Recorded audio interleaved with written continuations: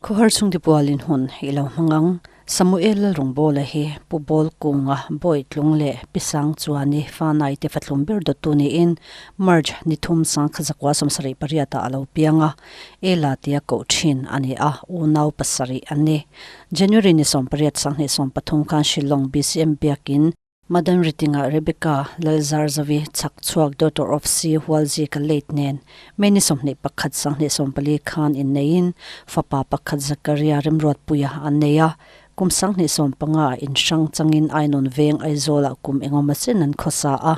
kum sang ni som ni pathum January thla khan zo no ma an in sak thara anupui fanau tenen an chung kwa in an in son le ani zirnalama Shillong le kodai konala te zirin kum sang ni pasaria BA Civil PS College of Engineering Mandia Karnataka a azirzawa kum sang ni som pakhat khan mamko a assistant engineering na thoka tin AMC Nuaya structural engineer license nein sarkar baga private building project te neina boral ni thleng hian insak project anei nualane border area marketing building project khoin azin kwal rengthena commerce and industries Nuaya skill development center building lunglei te po asak ane a trade in commerce attachin a hun top ni thleng hian assistant engineer ni in athok ane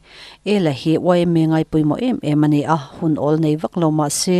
ainon veng aizol section 4 a phak tokin ein mangve a ainon khutlang welfare committee a te treasurer ni in ainon veng a chhuasan nu point ani na anchil chunzom ti renga ainon veng presbyterian kaushan building committee a te member ni in ainon veng presbyterian kaushan aizol biak in dan natura po thanem ngai takarwa man puin asak puitlin pui man ani zonom veng aizola ainson no in zonom east presbyterian kaushan a finance committee member ni lion ni bok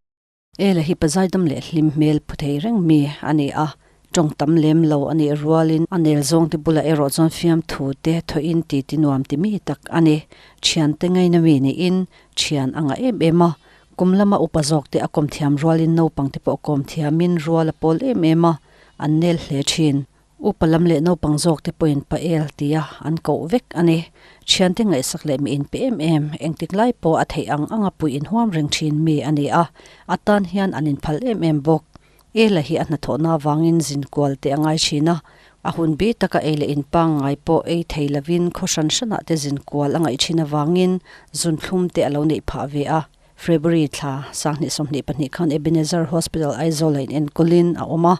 ron thachau vele viawin akha tokin check up reng ani Juni riat sangni somni pathuma doctor in entir le in adam doi te thlak sak alo ne a stroke ven na dam doi te cho belani a Risil na kunga ke pen ve mek lain be se lo dewin Juni som pasari sangni somni pathum zinga khan kai tho thei ani talawani asiam tu lalpa hne na chatuani na lo ha cholta ani aboral cham alo thlen hian an ngai azwala apual hunan bot sei hi mun sang sanga chung khat leina le then rol thaten lo thlir pui se anti ani Chhungte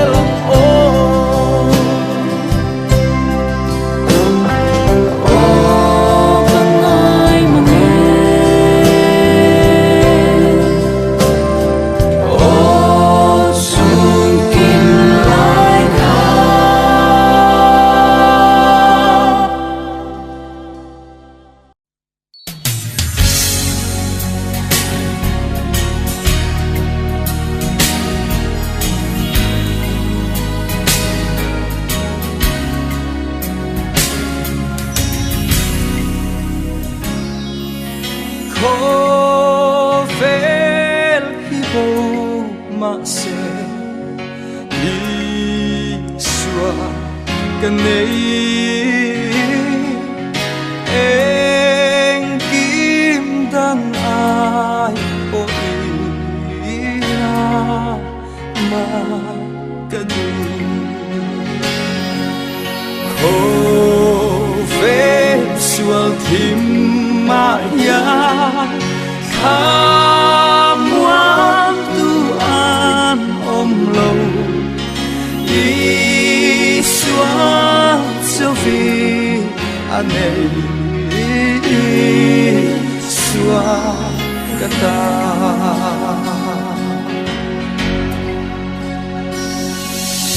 cả khá rau bầu lâu phình xua suy la ama in sa tua ni na suai ang se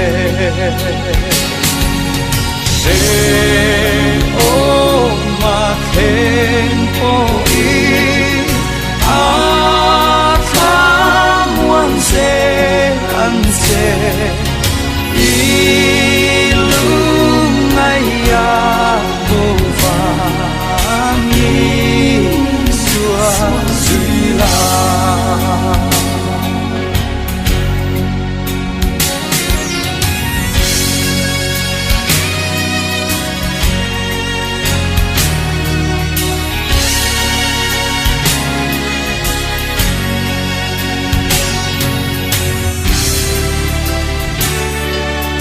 ra lâu khen mà sẽ là đi xua cần ấy cả tan qua và rằng đi xua em cả khá rau đắm mặc dù Iswa mena om athi senin minle Iswa kata